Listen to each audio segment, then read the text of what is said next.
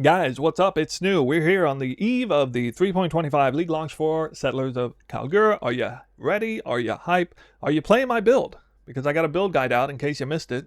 If you're watching, you probably didn't miss it. We got one elemental hit of the Spectrum, Freeze Warden, ready to go, and I got the PoE here open to help me out with this video. This is a kind of final wrap-up, guys. This is a little from me to you, my plans for the league start. I usually come out with something like this. We're going to be packing a whole bunch of stuff in this video. It's going to be broken down into 3 separate things. First, it's going to be about the unique pieces of gear. I'm going to be addressing some concerns or questions or my strategy, how I'm looking at the unique pieces in terms of like day one, buying them off trade, that sort of thing, the anticipation of it. I think it'll be quite insightful for some of you. And then 2, there's a lot of questions around elemental hit of the spectrum, wardens, capabilities in specific league mechanics. Like what league mechanics are good? Can it do expedition? Can it do bossing? You know, that kind of thing. I'm going to actually pull down the entire list, the whole laundry list of league mechanics. And I'm going to give you my thoughts, quick little thoughts on how this build should probably do that. If it's good for it, if it's bad for it, if it's just complete off, don't do it, that kind of thing. Should be very helpful for you as well. And then thirdly, my Atlas strategy, my map completion strat, is essentially the same thing as last time. I'll just review that really quick. And then I have 3 separate Atlas strategies I'm looking at doing early game. And many of you have heard of these before. Might have been tweaked a little bit, but there's going to be so many links in the description of the video, especially for the Atlas strats. And of course, my PoE will be down there as well. And so, yeah, let's get started. First, real quick, there's a huge notes section here that's going to be very helpful, especially in the campaign, to help you follow along, figure out what links to get in the gear, and all kinds of extra information on what to do here with, like, you know, what bandits to do and things to look out for as you're progressing the build. Very useful here. I spent a lot of time on this. Please use this as a resource. Should be really helpful for you guys, okay? Now, second all, of course, it's not a unique, but it's going to function similarly in the same way. Elemental Hit of the Spectrum is a transfigured gem I'm expecting people to be able to get sometime towards the end of the campaign or in early maps. Now, some people have asked me, how in the world do you get a transfigured gem? Usually when I get asked that, they're from people who do not have experience purchasing a transfigured gem early in the day 1 league launch. Guys, think about it. There's something like 100,000 labs ran in day 1 across all players, because there's 4 separate labs. Everybody's getting them all done in day 1, or a lot of people are anyway. And a lot of people are slamming transfigured gems in. The market gets like ocean level of flooding of transfigured gems. What you see later on in the league is what takes place after everyone stops running lab. Nobody runs lab after the first week of the league, really. Hardly at all.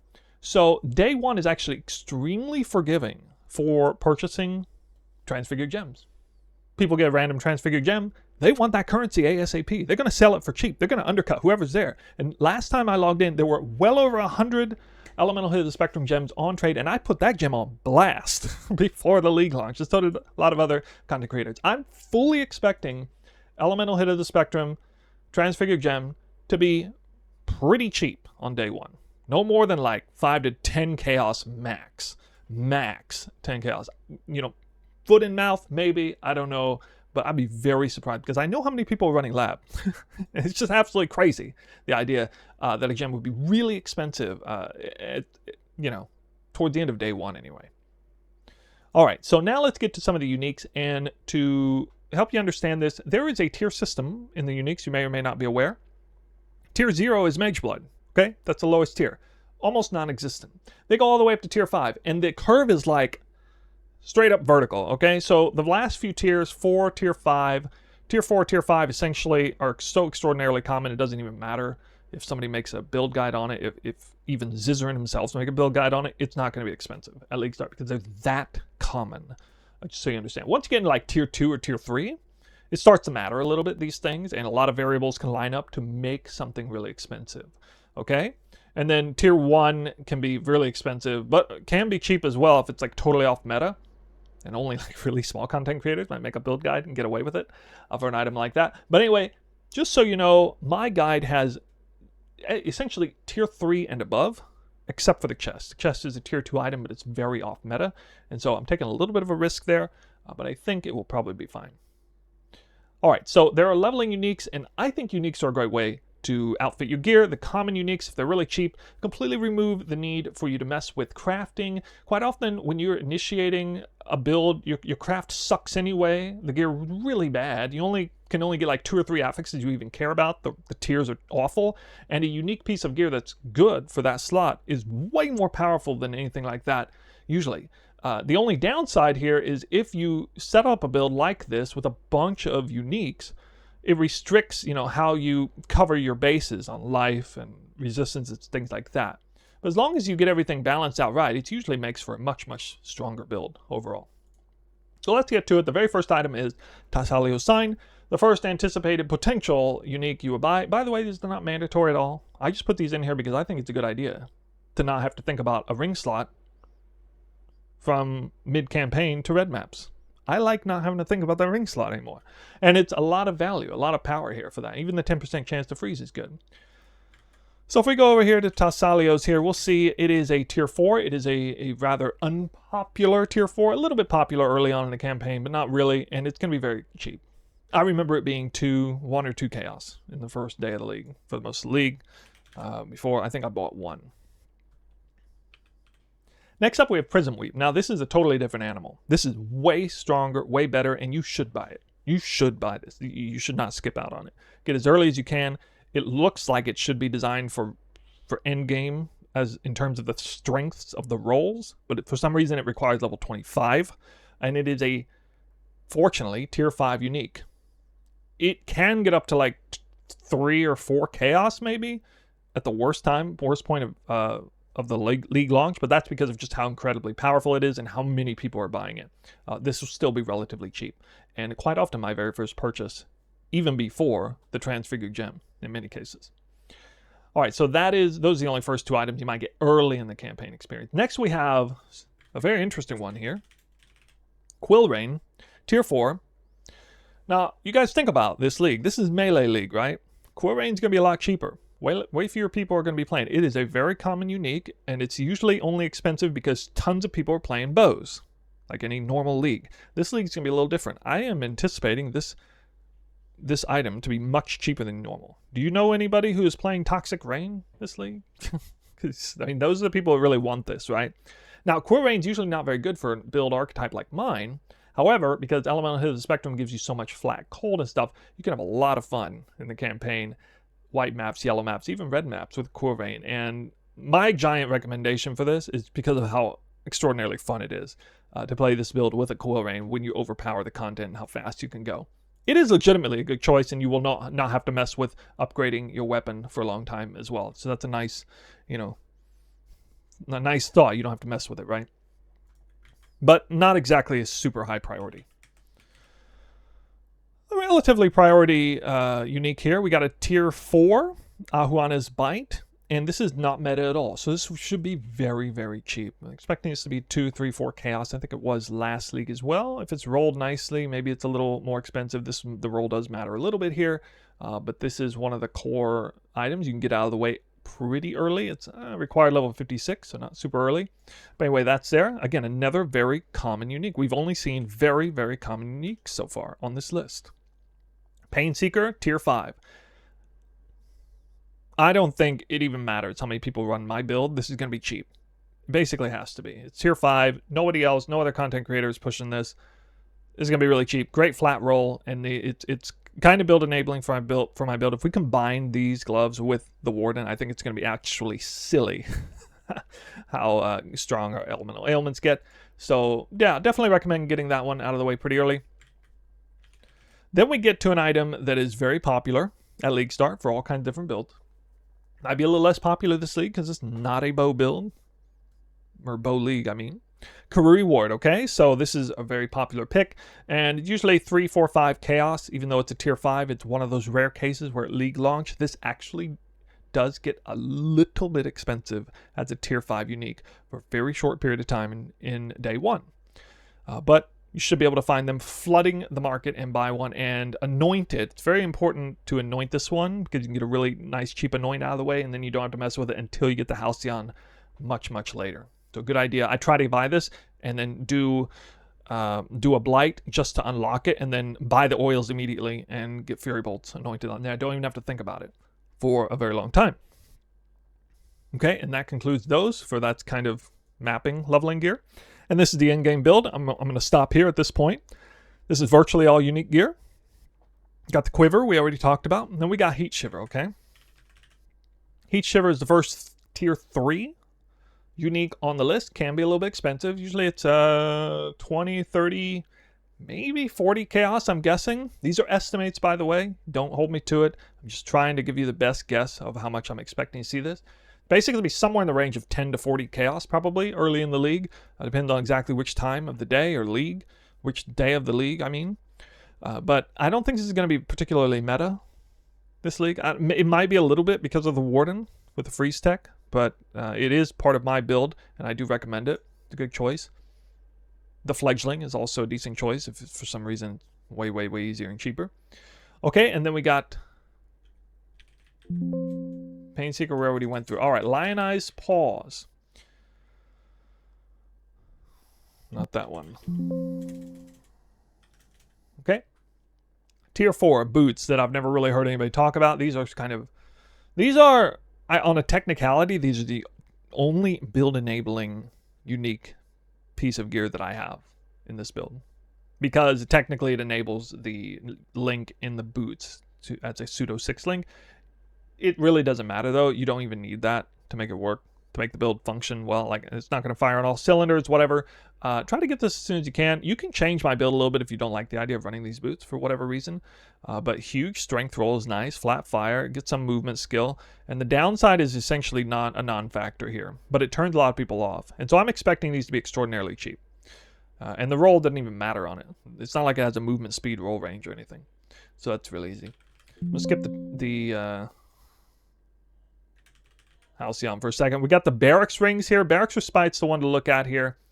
It is a tier 3, okay? And the others are tier 4. They're super cheap. You turn these 3 rings in, you get a Taming Ring. We're expecting the Taming Ring to be pretty expensive. This is the only item in here that I'm genuinely concerned about because so many Lightning Strike, Wardens, and all kinds of people are going to be wanting to run the Taming, okay? The Taming looks like this. It is the final product turning in these 3 rings. Barracks Respite is the one that's a little hard to get. And yeah, this ring could be a divine, maybe 2 divines. I think the roll range is going to matter a lot though, guys. A garbage rolled version of this ring is not going to be that expensive, I don't think. A perfect Taming Ring is going to be very expensive. I could see that being like 5 to maybe 5 divines, actually, at League Start, potentially. So keep that in mind. My build's set up so that it can handle a poorly rolled Taming. It will be okay. So that's fortunate. All right, and then we have the actual rarest item on the list for my build. It's Kintsugi, okay? Now, this chest is super niche, all right? Super niche chest. Nobody really builds around it anymore. I did mention Darussel's Defiance as a potential backup, and that is a tier 3, I believe. Yeah, tier 3, okay? And this chest can make for a very nice substitute. Especially if you put Endurance Charge in the build with a cast and damage taken Mortal Call setup. You can sacrifice a little bit of damage links in the build if you want. But I think, especially with the damage links in there, Kintsugi is going to be my choice. And Kintsugi is also going to be better if you're a more hands-on player. If you have fast reactions, you can manually dodge things. It's going to make more sense here. But that 35% less damage taken when you're killing and freezing almost everything, rarely ever getting hit, it's going to be quite meaningful. On that piece of gear, and it pairs up with, it doubles down on Wind Dancer as well in that regard. So that's what I'm going for. Tier 2 unique, yeah, I'll be a little bit skeptical, a little bit concerned, but honestly, I think the Taming is going to be way more expensive than Kintsugi anyway, just because of how much better it is, broadly speaking, for different builds. Next up, we have the Halcyon. The Halcyon is not on this list because it is not actually a raw drop. This drops from Tull, the breach lord, or its minion. So you got to do tool breaches, or especially if you do the breach stone tool. This is a drop that you can target farm, okay? It actually makes it more SSF viable in a way. So this should be fairly cheap. It's a little bit expensive, but if nothing else, you can just target farm this yourself. And it's going to be an excellent amulet, and you get that Kurui ward out of the way. Hold on to that for a while, and you get this one later on, get Defiled Forces on it, and voila, build's basically good. All right, so that hopefully that helps you understand the situation with the uniques, what I'm anticipating. Will I have all of these uniques bought at the end of day one? I don't actually play 20 hours in a day, so no. I'll probably play maybe 12, 13, 14 hours on day one. So, I'll have most of the build done. I'll get up to red maps. I'll have at least half of these uniques equipped for sure by the end of the day. They're cheap ones, right? So a lot of the build will be done. I'm expecting to be completely done with this build around day 2 because it's an earlier snapshot than usual. And I'm usually done with my build around day 3. But being in much earlier snapshot in gear and progression, I think by the end of day 2 I should definitely be done with this build. And I'm not expecting to pay, aside from the tamings, I'm not expecting to pay much more than like 10 to 20 chaos for any one of these items, which makes them cheaper than most crafts. Yeah, the crafts will be, actually the rare items will be more expensive than that. But anyway, that concludes the first part of the video. Let's get to the second part, which is going to be about the league mechanics. What about this build? Which leagues are good for this build? Well, I'm just going to go down through the list. We're going to slam these out one by one. I have an idea of about what league mechanics are going to be good for me, and I'll mention them as we pass them by, okay? This is the entire gambit of league mechanics, I believe, on the wiki. First, we have Abyss. Abyss is actually an interesting one. I don't like... Actually, let me say this first. Bossing, not good for the build. Anything related to bossing, you could like farm, shaper bosses or something. Like really easy invitation stuff, maybe. But anything related to bossing, you're gonna have to be sketchy about. We're gonna reduce the action speed of every boss by 50% at least. But generally, they're going to be a much bigger threat than just whatever's on the map, okay? So keep that in mind. The Abyss boss is no exception to this. The Stygian boss at the end, if you have to fight him. Now, Abysses in general, they spawn the tunneler mobs. It can be especially dangerous because they're phased and you can't freeze them until they get one good swing on you. Fortunately, it's an attack and not a spell, so chances are you evade it anyway. Also, when there are a bunch of little monsters around, you freeze them and it prolifts, okay? It's going to prolift into the more dangerous monsters very quickly because of the Halcyon. So I think Abyss is a bit of a mixed bag here. It's not very popular, at least I don't think I need to say much about it. It's not going to, this build will not, Elemental Hit of Spectrum, Freeze, Warden's not going to be especially good at it, but it'll be okay. It's a little bit rippy, I think. Affliction.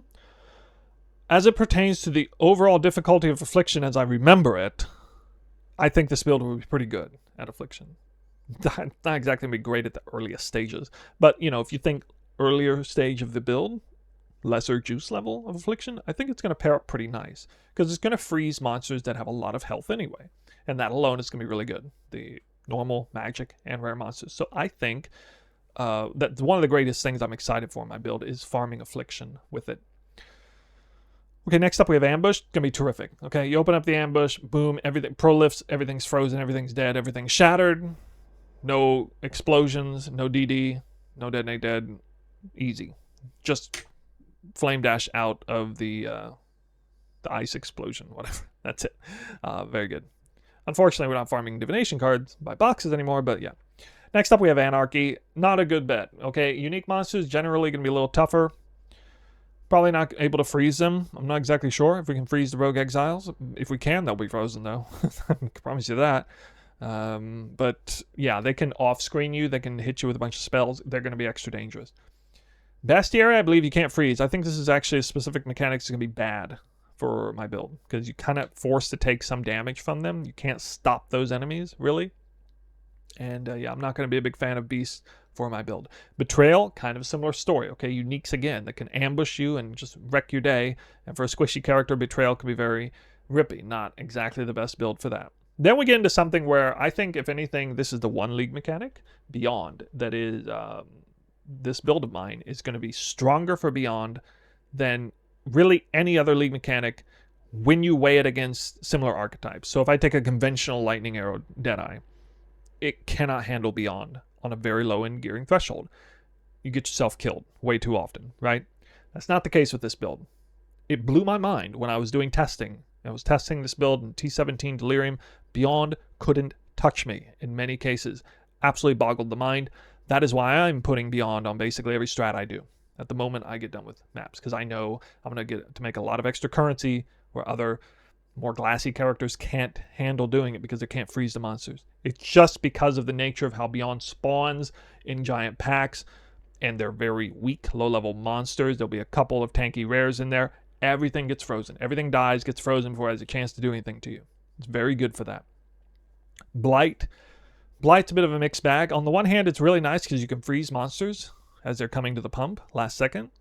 But a squishy build is not an AFK build, and you can get absolutely murdered by like full screen spell nukes and things like that on this. So not a huge fan of Blight for my build. It's going to feel a lot like it does with a lightning arrow character, except it'll be able to freeze monsters maybe. Will be nice. But, you know, as those nukes come straight out of the portal, it can ruin your day. So not super great for Blight. Breach is going to be very, very good. Okay, Lightning Arrow is also good at Breach, but Elemental Hit Spectrum is very strong because the Breach monsters are tightly packed, and in tightly packed scenarios, like Beyond, the AoE from Elemental Hit triggers a lot of things. It hits a lot of enemies, freezes a lot of enemies, and the bosses spawning around a bunch of little enemies is going to do a lot of damage to them. The rares, the hard tanky rares in Breach, will go down pretty quick. The fact that this build is going to do a lot of more damage than the Deadeye variant, it's going to be very good for Breach, and I think it's going to be a pretty solid mechanic there. It's going to spawn a lot of Beyond, so a Breach Beyond strat can be pretty strong. Delirium, you would think it'd be really good, and it is, but the problem is Delirium does a lot of damage to you independent of the enemies that are around. So you kill the enemies, nothing on the screen, there's still a bunch of stuff happening, and if you go walk around with a character with kind of low EHP, you get ripped sometimes just randomly anyway. I think I'm going to stay away from Delirium in the very beginning for that reason. But of course I'm going to pair up Delirium and Beyond. The moment I get any decent gear, I will do that. Domination, of course, very strong. You shoot an arrow into that and it just explodes in giant shattered ice, and then you pick up the shrine. Super good. Essence, I think, could be an interesting one. Guys, I don't know if Essence monsters can be frozen really well, but if they can be, my God, this is going to be a good build for that. Because, I mean, they just you can imagine opening up a totally cracked out, crazy Essence mob. Beep, shoot it, it's frozen. You just stand there for 20 seconds, keep shooting, and it never gets unfrozen, and then it just dies. I can see that being the case. It doesn't. We'll have to see. Get back to me on that one. Expedition is also a curious one. A tri-element build is generally very good at Expedition. We rely very heavily on elemental ailments, though, and the Expeditions can block all elemental ailments from hitting enemies, as well as the monsters can block everything. Can be a problem, but not really, because you do have this this mastery. Okay, you got the mastery choice here. The attack mastery, monsters cannot block your attacks. You can sub that out very easily. And I would probably do that if I'm farming Expedition. But yeah, you can have immunity to 1 or 2 elemental ailments. You just can't have full-blown 100% immune to elemental ailments. That's really bad. So other than that, this build will absolutely blow up Expeditions. It will be very good for it. Harbinger. I don't think this build is going to be that great against Harbinger. Nothing special, because the monsters are immune and you still take a bunch of damage over time. That can be very rippy and dangerous for this archetype generally. And while we can freeze the magic and rare mobs that come out instantly from them, we still have to deal with the effects from the Harbinger itself. And that's the really rippy stuff, actually. So Harbinger's okay, but you can't stand on top of it. And it's just not going to be the greatest build for that. Harvest. I think it's going to be excellent for Harvest. The second the Harvest spawns, everything's going to blow up, everything's going to be frozen. You're going to get the freeze on the big enemies anyway. You always get one hit off the enemies before they can do anything. Usually that hit's going to freeze. And I suspect, I could be wrong about this, but I suspect this build's going to perform much better than its counterpart, Lightning Arrow archetype, would on Harvest because of the freeze being there. All right, Heist. Heist will be okay. Heist will be okay. Not the fastest build, but it'll be all right. Nothing super special. Legion, of course, is going to be iconic for Legion, and Lightning Arrow is a little bit better for the stasis phase, but other than that, it's very good for that. The problem is with Elemental Hit Spectrum, the AoE doesn't necessarily hit every enemy next to it, so opening up the Legion initially in the stasis can be a little bit challenging for this build, but oh my God, once it opens up and the real threat comes, it's going to shut that down like easy. I mean, you saw that in the build guide showcase video. There's a reason why I put Legion on there, because y'all know how nasty that can be on a build as squishy as mine, but you saw it wasn't hardly any of a problem. So, of course, Legion's going to be good for the build. Ritual is an interesting one here, because Ritual, puts you in a little prison, right? So you can't kite things. That's okay. Actually, this build does seem to be pretty good. If you just stand and kind of move a little bit around, you can freeze and shatter things as they come. I'm going to go ahead and get ultimatum out of the way because it essentially functions the same. I did a 10-phase ultimatum. I tried it once and succeeded in that one try. It was a stand in the circles one too, you know, the one everybody hates. It went pretty well. I was surprised by it. It could be a little bit of an issue because you're trapped in a prison, but I think, you know, it's kill or be killed, freeze or be killed, and you're killing or freezing everything as it spawns at you. It shouldn't be too big of a deal. Sanctum. I forgot to mention this one in the build guide. This build's going to be excellent for Sanctum. It's going to play like a weaker version of the Sanctum League's no-hit runner tornado shot, cold tornado shot. Remember the one with Expeditions End and Freeze? It's going to play like that. And it's going to be phenomenal. It's going to be excellent at almost never getting hit in Sanctum. It's going to freeze all those unique mobs. And for anyone interested in making money Sanctum early with my build, you can absolutely do that. You can absolutely do that. And it matters less that the character is a little bit slower because the Warden is a little slower than the Deadeye. That matters less in Sanctum, of course. Sentinels should be very good for that. Similar to Affliction, you're going to make the monsters more powerful, more dangerous, more tanky. Well, we're going to freeze them anyway, so it doesn't matter. And there's going to be packs of monsters everywhere. They'll keep proliferating freeze. Tempest doesn't really mean anything. Tormented Spirit doesn't really mean anything. Ultimatum we talked about. Warbands, doesn't. Yeah, okay. It's going to be fine. Hunted Traders, sure. Yes. All right, so that's basically the full gambit. If you have any questions about that, let me know in the comments below. There may be something missing here on the list. I don't know. But yeah, the key standouts for me, possibly Essence, definitely Beyond, Legion, Breach, and let's see, Affliction, Ambush as well, and maybe even Expedition. You just have to make sure you don't accidentally get elemental ailment immune mobs, and it will be very strong at Expedition. All right, so that's it for all different league mechanics. Hopefully you understand a little more about what the build's capable of doing and get an idea of what strat you might want to farm. Now, let's make the final part of the video about strats. Initiate with the Atlas strat completion, which is going to be essentially identical to my 3.24. This is the video here. I'm going to link that video in the description below. I'm not going to talk about it much. It's just basically the old Wandering Path strat, except without Wandering Path. I do go ahead and go for this keystone, Unwavering Vision. I know some people like to farm Scarabs. I think it's kind of redundant because unless you happen to hit like a super jackpot Scarab that the 6-man party farmers are actually wanting to buy on day one, there ain't nobody buying Scarab than day one, early day one. So whatever you drop, you can't sell anyway. Not in any meaningful way in bulk, and you don't have a bulk to begin with. So I think farming Scarabs through leveling the campaign or being concerned with that, overly concerned with that, is a trap, personally, because that's not liquid at that time. You should be more concerned about getting the Atlas completion done and doing strats that involve zero investment strats, where you can accumulate a bulk without having to constantly re-up the investment, deal with trades and things like that.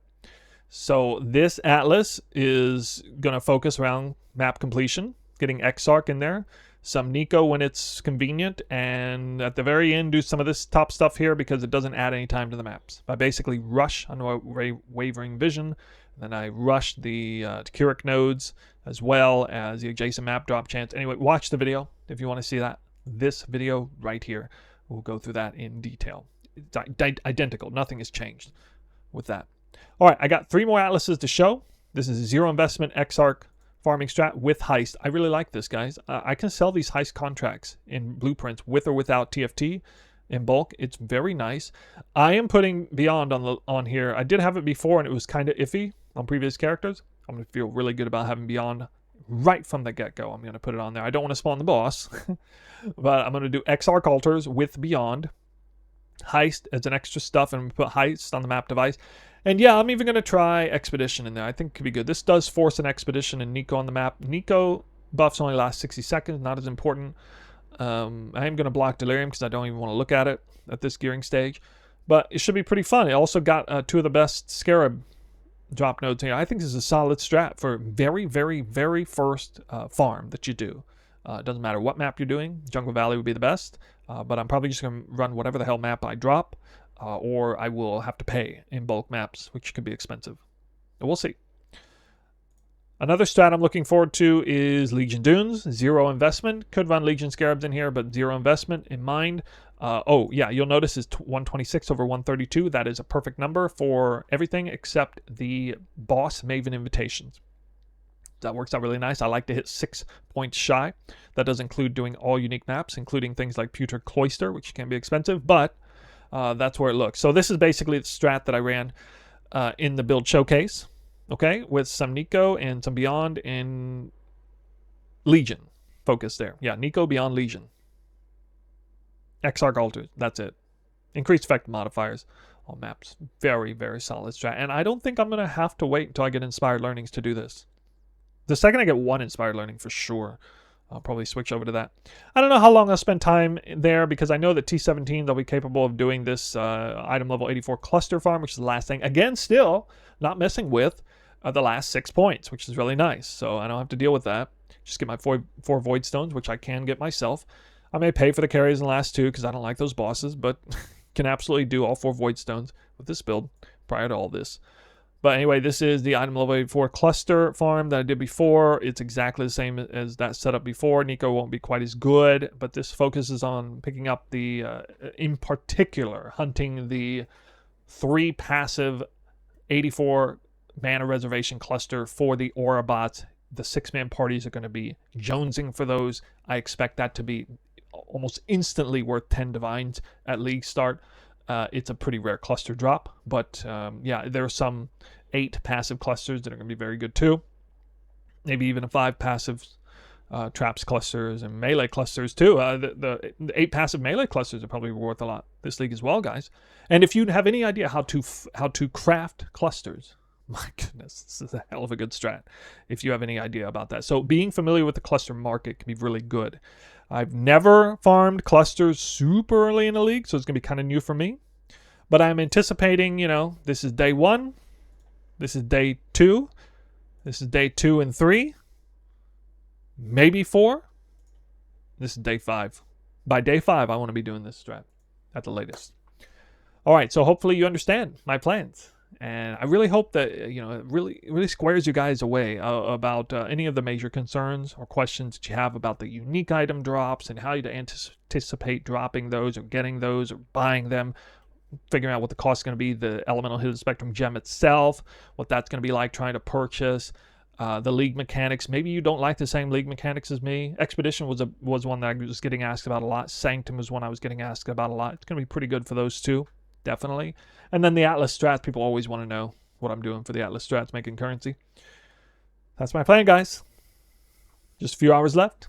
So I'm going to leave it there. I'm going to get myself some rest, get this video out, and I will see you guys on Twitch tomorrow. Hang out in the channel if you want, and we'll farm a bunch of currency together. How about that? I'll see you guys in the next video. It will likely be my first day experience, highlights, things like that after the league launch. But I'm out of here. I want to get some rest, try to sleep while I dream about all that currency. I'll see you guys later.